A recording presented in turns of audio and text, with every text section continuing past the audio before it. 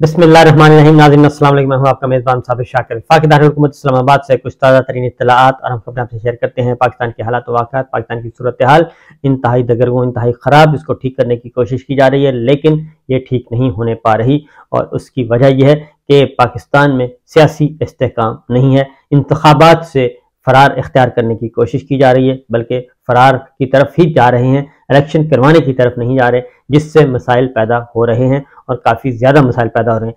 Rate of the government वो ख़त्म हो चुकी है, रेट ऑफ द स्टेट ख़त्म हो चुकी है और स्मगलर्स माफियाज दनाते फिरते हैं। एक रिपोर्ट आपसे मैं शेयर करने लगा हूँ, गौर से सुनने वाली बात है, पूरी की पूरी मुफस्सल रिपोर्ट है और जिसके बाद आपको अंदाज़ा हो सकेगा कि पाकिस्तान में वाक़तन एक बहुत बड़े ऑपरेशन की ज़रूरत है। लेकिन ये ऑपरेशन जो है वो एक मुस्तहकम हुकूमत करेगी तो ज़्यादा इसके अच्छे नताइज बरामद होंगे, क्योंकि अभी भी हमने देखा कि एक दफ़ा बहुत ज़्यादा उठान हुई और उस उठान के बाद 3-4-5 दिन के बाद ही मामला जो हैं वो कूल डाउन होने की तरफ चले गए और चीज़ों को मैनेज किया जा रहा है। और ये काम हमेशा से यही होता है, जब भी आप माफियाज पे हाथ डालते हैं तो उसके बाद फिर जो सिस्टम में बैठे इनके माउथ पीस हैं और जिनके मोहरे हैं वो हरकत में आते हैं और वो आके सारे का सारा मिलिया मेट कर देते हैं और उस चीज़ को आगे नहीं बढ़ने देते। ये हमने इमरान खान साहब के दौर में भी देखा, जब इमरान खान साहब ने इन कार्टेल्स को पकड़ने की कोशिश की और मुसाबकती कमीशन ने जब जुर्माने आयद करने की कोशिश की तो ये माफियाज उठ खड़े हुए और ये माफियाज वहीं के वहीं रहे और हुकूमत चलती बनी। और फिर अब 15 जमातों की हुकूमत थी और 15 जमातों में भी यही माफियाज जो हैं यही ताकतवर रहे और इन्हीं के कंट्रोल में सब कुछ रहा। निगरान हुकूमत आ गई तब भी इन्हीं के कंट्रोल में है और यही लूट मार कर रहे हैं। ये रिपोर्ट है किसी अरे गैरे की नहीं है, बल्कि ये रिपोर्ट इंटेलिजेंस ब्यूरो की है, IB की रिपोर्ट है। उन्होंने जो हकायक बयान किए हैं वो इंतहाई खौफनाक और इंतहाई खतरनाक और तशवीशनाक है। स्मगलिंग, टैक्स चोरी, मंशियात कारोबार, इस गैर कानूनी कारोबार में अफगान तजारती राहदारी का गलत इस्तेमाल किया जाता है। ये पहले दिन से पता, मैं भी चीख रहा हूँ, मुसलसल चीख रहा हूँ कि ये जो कुछ हो रहा है, 2 बॉर्डर्स हैं, एक पाक अफगान बॉर्डर है और पाक ईरान बॉर्डर है और उसके बाद फिर तीसरा बॉर्डर चाइना है, लेकिन चाइना सख्ती करता है अपनी साइड से, इसलिए वो मुमकिन नहीं। ये 2 बॉर्डर जो हैं ये खुले हैं। ईरान पर चूंकि इक़्तिसादी पाबंदियां लगी हुई हैं इसलिए उसको भी सूट करता है कि इस तरह की स्मगलिंग हो इल्लीगल, तो उनको क्या हर्ज है। लेकिन पाकिस्तान का कितना नुकसान हो रहा है ये मैं आपको बता देता हूँ। पाकिस्तान की जो वाइट इकोनॉमी है, यूं कह लें आप, जो डॉक्यूमेंटेड है, उससे कई गुना ज़्यादा ये स्मगलिंग और गैर कानूनी जो इकोनॉमी है उसकी तरफ जा चुके हैं। ये इंटेलिजेंस ब्यूरो के मुताबिक जो रिपोर्ट जमा करवाई गई है इसमें पाकिस्तान को जो दरपेश मुआशी दहशतगर्दी का खतरा है और ये पहले दिन से हम कह रहे हैं कि मुआशी दहशतगर्दों को जब तक नहीं पकड़ेंगे उस वक्त तक सूरत हाल नहीं होगी। यही मुआशी दहशतगर्द जो हैं ये सियासत में भी घुसे हुए हैं और सियासत पे भी इनका कंट्रोल है, अदालत पे भी इनका कंट्रोल है, वकालत पे भी इनका कंट्रोल है, सहाफत पे भी इनका कंट्रोल आ जाता है और जाहिर है पैसा बोलता है। तो ये रिपोर्ट ईरानी पेट्रोलियम मसनूआत की गैर कानूनी सप्लाई से कौमी खजाने को कम से कम 225 अरब रुपए का नुकसान हो रहा है। 225 अरब सिर्फ ईरानी पेट्रोल की स्मगलिंग से, और ये जो लाया रहता है। और अब सूरत हाल इसमें मजीद जो संगीनी वाली बात है वो ये है कि ये सिर्फ अब इलीगल पेट्रोल पंप्स पे ही नहीं, बल्कि जो मंजूर शुदा पेट्रोल पंप्स हैं वहां पे भी ये ईरानी पेट्रोल जो है वो सप्लाई हो रहा है और स्मगलिंग के जरिए मंगवाया जाता है और फिर मंडी में बेचा जाता है और इसका कोई हिसाब किताब नहीं, ना कौमी खजाने को फायदा, ना पाकिस्तान को, ना पाकिस्तान के आवाम को। IB की रिपोर्ट के मुताबिक जी 76 ट्रांसपोर्टर्स और 29 स्मगलर्स और इनके मुआवनीन जो हैं वो ईरानी तेल की स्मगलिंग में मुलव्वस हैं। और जाहिर है ये कोई ऐसा तो है नहीं कि पॉकेट में पहन के आ जाएंगे, और वो ईरान से चलता है और पूरा बलूचिस्तान घूम के फिर कराची जाता है और कराची से फिर मुल्क के दीगर शहरों की तरफ जाता है। तो ये इतना आसान नहीं है, ये मुनज़्ज़म गिरोह है जो कि, और इसमें सारे मिले हुए हैं।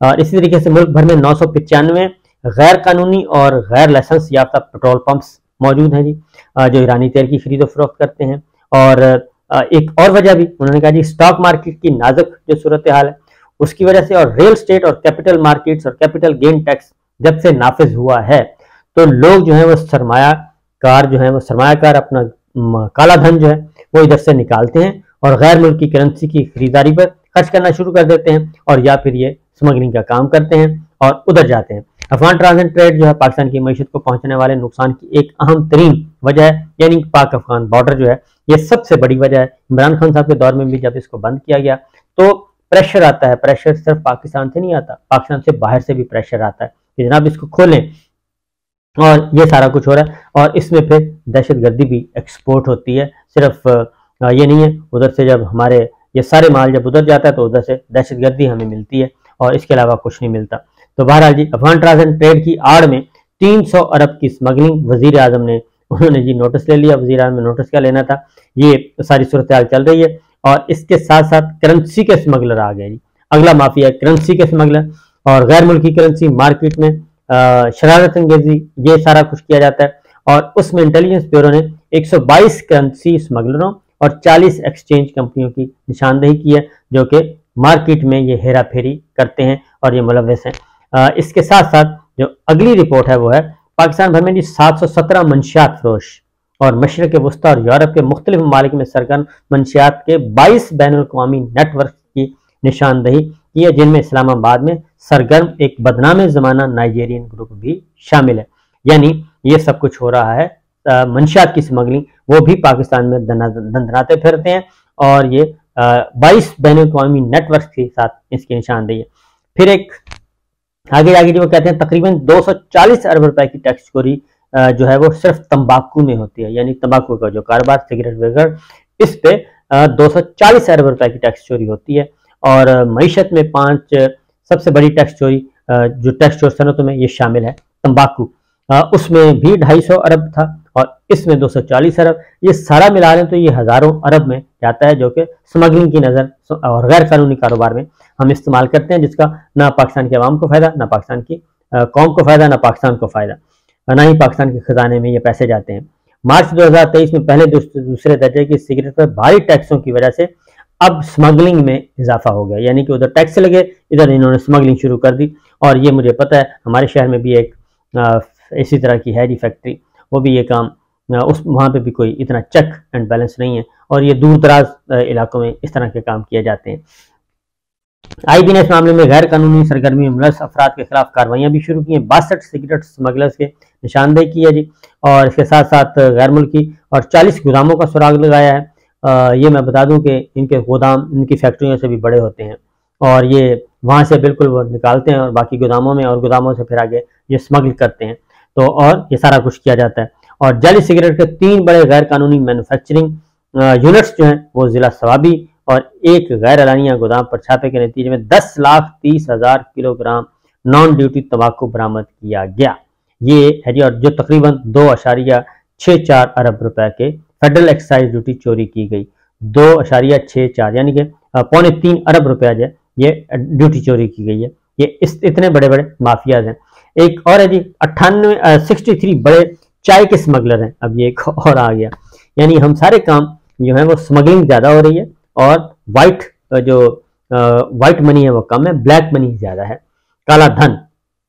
तो चाय के 63 चाय के बड़े स्मगलर हैं और चूंकि पाकिस्तान में चाय भी बहुत ज्यादा पी जाती है, बिलियंस की, अरबों रुपए की नहीं बल्कि अरबों डॉलर की सालाना हम चाय पीते हैं, तो वो भी इसमें शामिल है जी। 63 बड़े चाय के स्मगलर हैं और 29 गोदामों की तफसीलात पेश की गई हैं, आईबी ने रिपोर्ट पेश की है।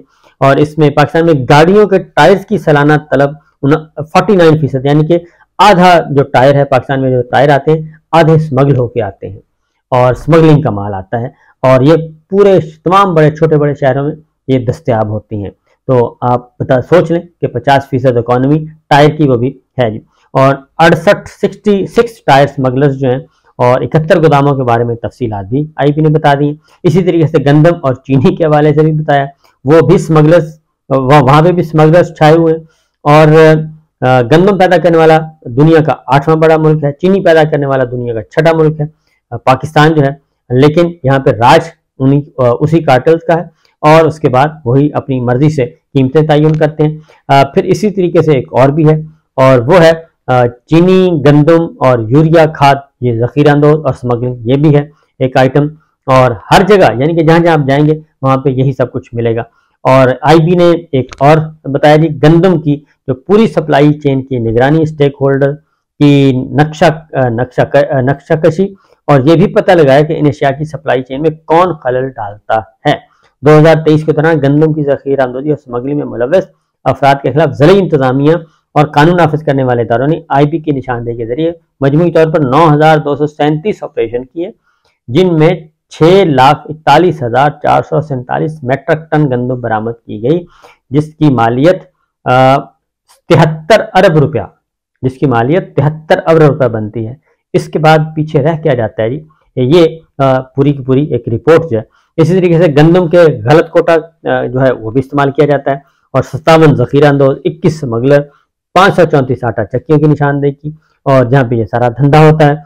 और माफिया की जाने से चीनी की अफगानिस्तान स्मगलिंग और इसकी जखीरा अंदोजी के हवाले से IB ने अपनी रिपोर्ट में लिखा है कि 2023 के दौरान IB की इत्तला पर जिला इंतजामिया और कानून नाफिज करने वाले इदारों ने कार्रवाइयां भी की। तो ये सिचुएशन है जी, सूरत हाल है कि पाकिस्तान इस वक्त पूरे का पूरा वो स्मगलर्स के नज़े में है और उसके शिकंजे में है। और उसकी वाहिद वजह यह है कि मजबूत हुकूमतें हमारी नहीं होती, और नंबर एक मजबूत हुकूमतें नहीं होती, दूसरा ये हुकूमतों के अंदर ये घुसे होते हैं, और फिर दूसरा ये भी होता है कि जब इधर से कोई टाइट किया को खुदा करके कोई आता है टाइट करने के लिए, तो ये फौरन पहुंच जाते हैं बाजवा साहब के पास, और बाजवा साहब फिर अपना चलाते हैं जादू की छड़ी, और वो शबर जैदी साहब को भी मना कर देते हैं, वो वजीर खजाना को भी मना कर देते हैं, वो वजीर तिजारत को भी मना कर देते हैं, और फिर वो अपनी मर्जी के मुताबिक पॉलिसियां बनवाते हैं। रियल स्टेट पे भी टैक्स नहीं लगाना, इस पे भी नहीं लगाना, वो भी नहीं करना। तो ये सारे का सारा काम है जी, और ये उसी वक्त ये चीज़ें ठीक होंगी जब पाकिस्तान में जायज़ और मजबूत हुकूमतें होंगी, और फिर उन मजबूत हुकूमतों के पीछे पाकिस्तान के तमाम इदारे खड़े भी होंगे, तो तब ये जाके सूरत हाल बदलेगी, वरना ये इसी तरह चलती रहेगी। इन्हीं स्मगलर्स की वजह से पाकिस्तान की इकोनॉमी का भट्ठा बैठा है, बल्कि अब तो कहना चाहिए खुदा न खास्ता नौज़ुबिल्लाह पाकिस्तान का भट्ठा बैठा हुआ है। अल्लाह ताला पाकिस्तान के हालत बेहतर करे, मईशत का नहीं, पाकिस्तान का भट्ठा बैठाया दिया इन सारों ने मिलकर, और इनके अपनी जो जायदादें हैं, अपने कारखाने हैं, अपनी प्रॉपर्टीज़ हैं, वो पूरी दुनिया में ये एम्पायर्स इनकी मौजूद हैं। और जब कोई अदालत इनको सजा देती है तो फिर ये जजों के खिलाफ भी आते हैं, और फिर नारे भी लगाते हैं, फिर सब कुछ करते हैं, फिर धमकियां भी देते हैं, फिर जजों की फैमिलीज तक पहुंच जाते हैं।